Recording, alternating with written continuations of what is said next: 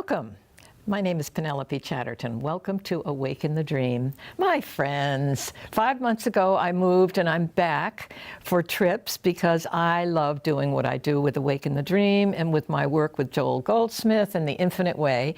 But first, thank you to Tim Riley here, who is my super director and could not be replaced. So here I am again, and hopefully I'll be able to come back and travel every 2 or 3 months, so we'll work on it. But thank you for joining me, because today I want to honor Joel Goldsmith. I've been studying some new tapes, and honestly the man continues to blow my mind, because even if I've heard it, it's like you've never heard what he has said before, because he's so channeled, it's so fresh. He's such an instrument for God. God certainly used him to create a mystical concept, and he moved from being a Brooklyn real estate person. He went into Christian Science. He became a profound healer. And then he realized that something was happening. He kept getting messages from God that blew his mind. He was always like, oh my gosh, I can't believe I just said that, because he was so open to meditation and receiving the gifts of spirit. He found God is spirit. He's not in the material plane. He's not in the mind, which I'll start there, because to me that blew Joel's mind. Joel was giving a talk in 1958, and it came to him, mind is not power. Well, his audience seemed to get through it okay, and he could hardly sleep that night because it upset him so, because he always thought in the 19th century, we used thought, metaphysics to create. So he figured the next day everybody would come in and, be miserable, and they all came in smiling, saying what a great program that was, and of course then Joel got it. They didn't get it, because that's what he was born into. Mind is power. It's creative, and Joel found out it wasn't. It's an avenue of awareness. It's wonderful to be honored, but it doesn't create. Now that just, when you have revelation, as Joel says, it kicks all your beliefs out the door, and it's upsetting. You feel betrayed, you feel lost. What your parents told you, your minister told you, your church told you, that's not true. And here he was just having to handle this. So he figured it would take him 2 years to put that in writing, because he didn't know how he was going to even word it. He was so upset about it. So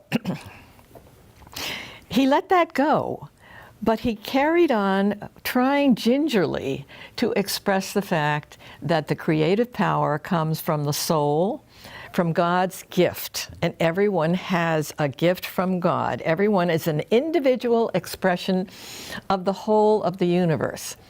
We are one soul, one mind, one body. We are one with God. He always emphasizes, if you can just remember where omnipresence is, God is always with you. Omniscience, God is always speaking to you. And omnipotence, it's the only power there is God. So, really, that kind of sums it right up. The only power, the only wisdom, the only presence is who you are. You're none of these other things. So what he's trying to help us with, and even Jesus had to overcome all his sense impressions of how you feel, think, see, feel, talk, anything that comes from the mind. Jesus got through the material plane by working his way through all of that to his divine sonship. He was the most wonderful teacher for Joel. Joel will forever honor him, and he actually became a friend. And that touches my heart, because it's wonderful to have someone you can confide in and talk to. And Jesus did the job. Like mystics that had revelations, like Meister Eckhart, like Mary Baker Eddy, like the cloud of unknowing, like Buddha mind. There were folks that came in for centuries, and the light was so bright within them, they absolutely had to share it. And we all benefited from it. We all did. We may not be the same mystic, but we can learn, we can listen, we can identify, hopefully, and have our consciousness raised to join where they are. So I'm here so grateful that Joel gave me the Infinite Way, because I needed something that made sense to me, and this does. I had this wonderful out of body when I was a teenager. I've had so much loss very young. I've had, I almost shouldn't say it, but I will. I had a dog that I was so close to that when Miranda was put down, she became into me and stayed with me, and then lifted out of my back to show me we are invisible spirits. And yesterday I was really shocked because you don't get those huge glimpses every now and then, but I was nervous coming back and trying to find the right words and covered with cat hair from trying to help my grandkids. And I was lying there yesterday for my first break, and into my mind or into my soul came the most unbelievable bright color with almost a moon in the middle, and it flickered and it came back twice, and I couldn't move, I couldn't breathe, and all I know was God was saying, you're going to be fine, you can do this. So again, I am grateful that I'm a spirit, that I'm invisible, and that I can work with the infinite way. Now, let's go to the Bible. Let's go to Genesis, because here Joel helps us a lot with the first chapter. God created man in his own image, perfect. There's no woman around, he says. Gee, there's a man there, and he's got everything. And Joel thought, that's pretty nifty. That's what we really are, until we move to the second chapter of Genesis, where we find a woman, which came out of Adam's rib. And then we got kids. So we've got a material plane developing in the second chapter, which is what we were all born into. We have to deal with a material plane, a sense perception of what we taste, feel, think, see, hear. All of that is in the human realm. And you might be saying, well, why not? That's who we are. But it's not who we are. That's what Jesus overcame, all the sense perceptions of this dimension. He got to the fourth dimension where God took him. He listened. And even the people that he healed, the fact that he was crucified is, even the people who crucified him were healed because they didn't get it. What is it? Straight is the way and narrow is the gate, and few there be that get it. The disciples didn't get it. To overcome a sensory world, a material world, requires what? Nothing but a lot of work. And if you're open to it, you'll do it, because it'll make sense to you. So I'm hoping to make sense to you today, as I'm feeling a little fragile from my trip, that you're hearing what Joel is saying, that you are whole, complete, and perfect, like in the first chapter of Genesis. You've got it all. Now, to get there, the big secret is be still and know. Be still. Now take that really seriously. Excuse me. Be still means be quiet. Keep the TVs off. Listen. Go within. You have an individual personal savior waiting to talk to you. That still small voice, that hunch, that did not come from up here. And sometimes we have to get that, because that's kind of spooky. It's like, what do you mean that didn't come from my mind? It didn't. Yes, we can use our mind to write and to read and certain things as an avenue of awareness. But honestly, that still small voice, there's an individual still small voice for everyone. Not everyone's getting the same message, because everyone's on a different journey. So I really want you to take that to heart, because that just warmed my soul. And when I got that beautiful, beautiful bright color, when you meditate and you shut your eyes, it's not dark and dreary in there. It's bright. And you know what it is? It's got energy. The universe is energetic. And it's creative. So if you wanted to write a beautiful book, if you wanted to sing a gorgeous song, if you wanted to paint the best picture ever, let your soul inspire you. Okay, here's where inspiration comes from. The soul, God, knows what he can give you with your talent. He has an assignment for you. So let it come through. And how creativity comes through, which is not the mind, it's the soul, is you have to be still and listen to it.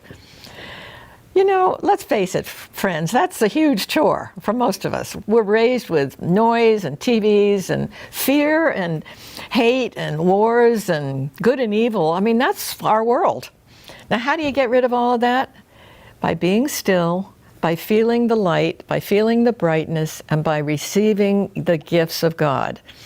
Positive. It's always positive. Now, another thing, don't depend on yesterday's manna. If you had a miracle day yesterday, great.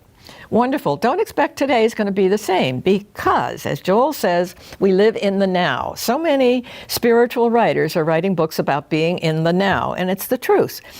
It's infinity is the now. It didn't start anywhere. It's not going anywhere. It's present, moment to moment, eternally, infinitely. So forget yesterday and just remember, don't forget.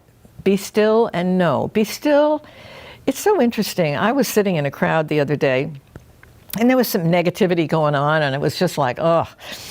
And I thought, gee, I really don't kind of want to hear that. But then it lifted me into that still small voice where I literally felt I was in heaven in the middle of all of that.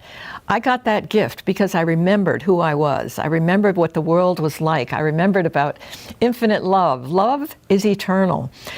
And listen to your heart. Everything goes from the heart. When you feel your heart, that's not a big emotional thing. It's the heart and God and the soul work together. So when Joel had that shocking, he really was very emotional about being shocked with the mind is not power.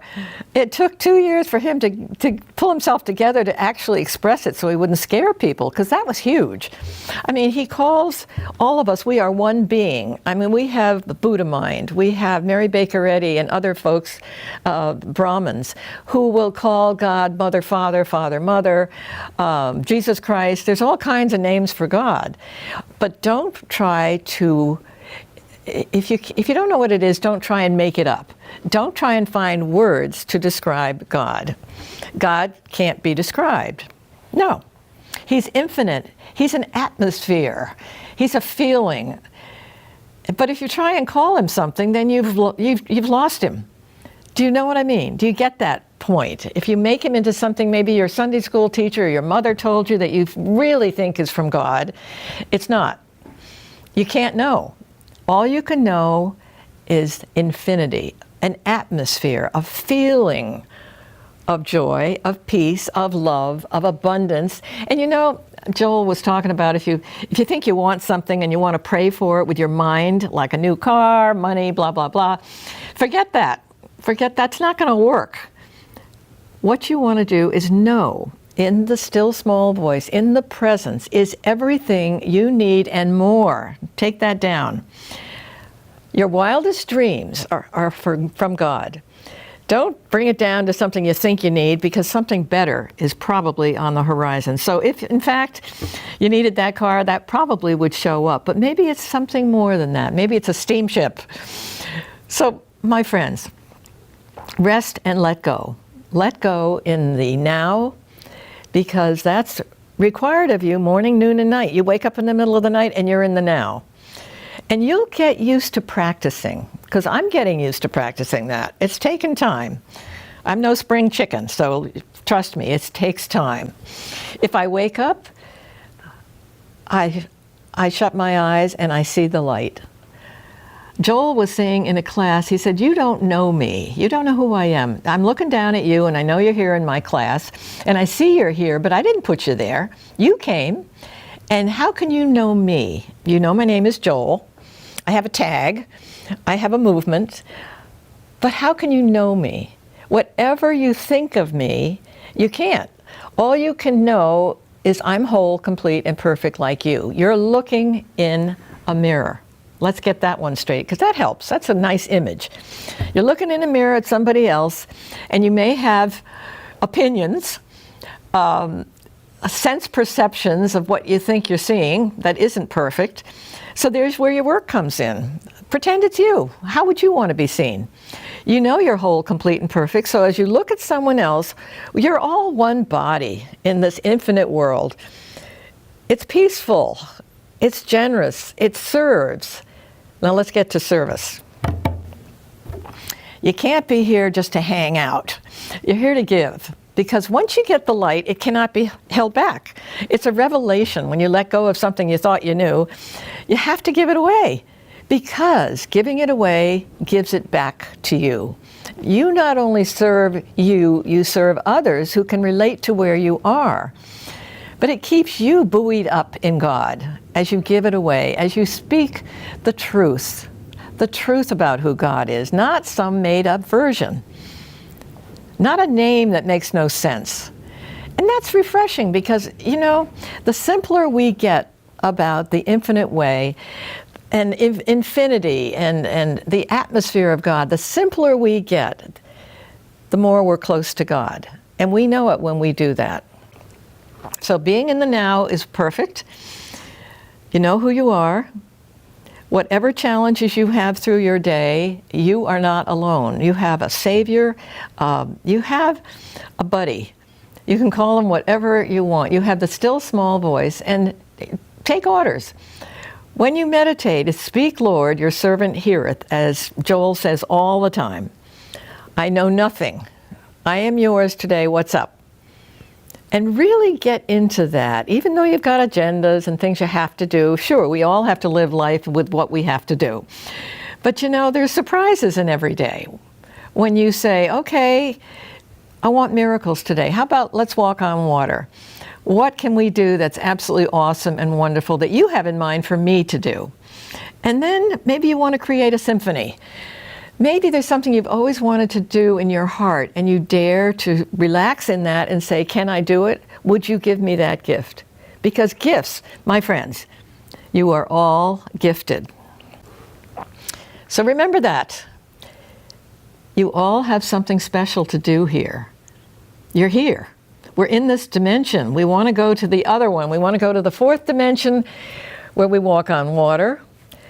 I mean, look at politics. Look at the opinions that are out there scrambling for who's right and who's wrong. Speaking of sense perceptions, who can outdo someone else politically? I mean, that's a perfect example of where we really don't want to go, because none of that makes any sense. We want to see the worst person we know as whole, complete, and perfect for our own sanity, for our own uplifted spirit, for what we need to do for our souls, because we will be around forever. In the now, you're infinite.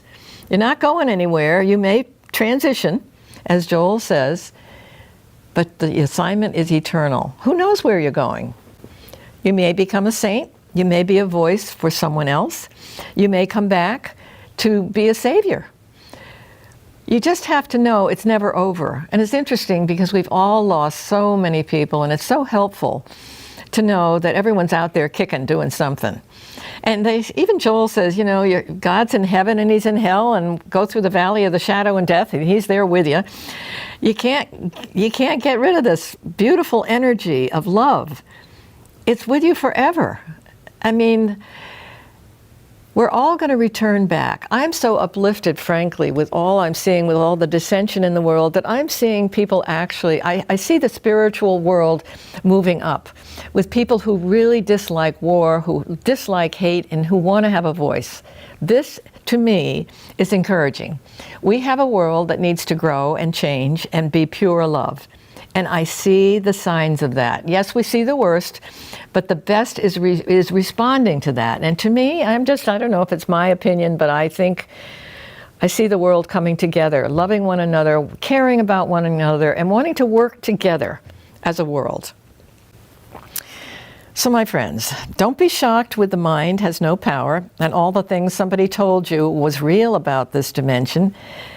It's easier to let all that go. It's less work. Less work. You just rest in spirit. You are a spirit. God is spirit. What did he say? Something about the Hebrews is a little guy up in the sky with a big beard. I mean, giving you directions. I don't know what you call him, but whatever it is, that's not it.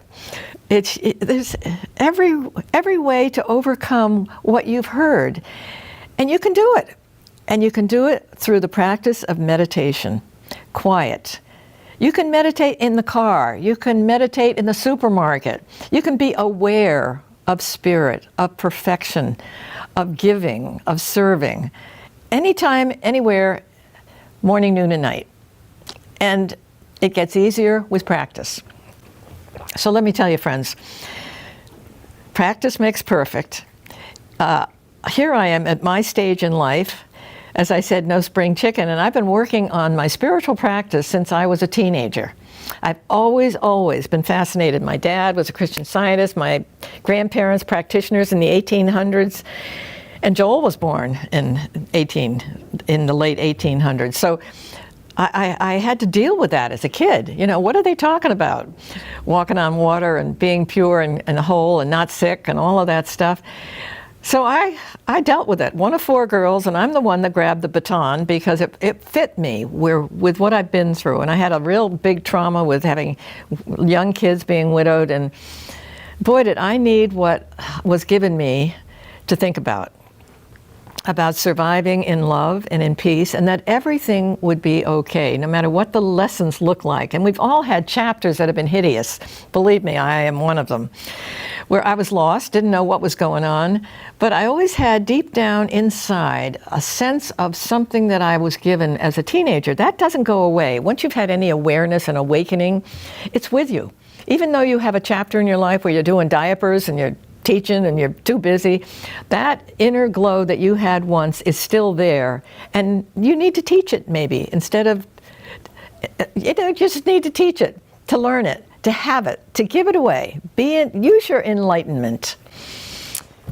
Yes, the light is bright. Revelation is scary when you have to let go of stuff that you clung to forever, but what you get instead is where miracles happen. I think it's fun to not know what's next, to surrender so much that you don't know what's next. What does God have planned for you? I'm here now, I'm back, because I was lost without doing this, because the light that I've been given, I had to give away, not only for me, but for you, for consciousness. Joel uses that word all the time. Consciousness is who we are. We're spirit, we're in consciousness. It doesn't have a name, don't try and give it one. Think of the now. Think of just every moment being whole, complete, and perfect, like the first chapter in Genesis. There's a man. I got such a kick out of Joel saying, just a guy was there. That was it. No woman, no kids. Everything was perfect.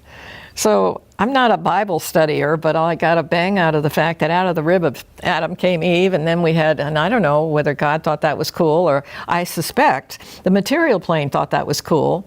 And so then we've created this dimension of love and fear and hate and good and evil. This is all going on. So that's a big assignment. I don't want you to take this lightly. That's a lot of work to do. But you can do it with practice. And when you see the results of being in the now and being meditative and surrendering, don't think you got one idea of your own. Surrender to your inner savior, your guidance, and see the miracles that come to you that you didn't think of. It came from the soul. We're all going home to where we started, which is in that wonderful, miraculous now where love ruled. We're here to take care of each other. I'm seeing that in the world. I see it with so many, I've seen it with New Thought. I've seen it with Christian Science. I've seen it with healing in churches.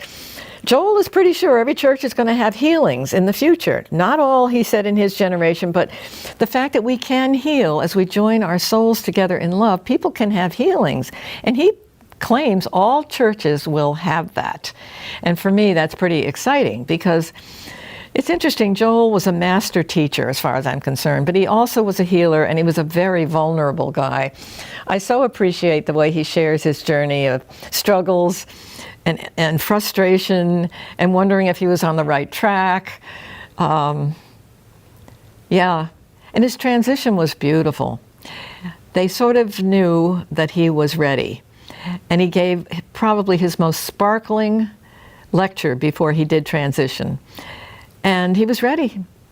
He was ready, and I want to just thank him, because I always think I'm a student of his, and I hope he knows I'm here carrying on, because I would love that. I so honor his guts. The messages he got scared him, but he had courage, and he found out that he could grow this beautiful movement, which took the politics out of church, by the way. Yep, No more bickering. No more listening to who's one-upping. No politics. In the infinite way, if you're an invisible spirit and you live invisibly, there's no room for ego.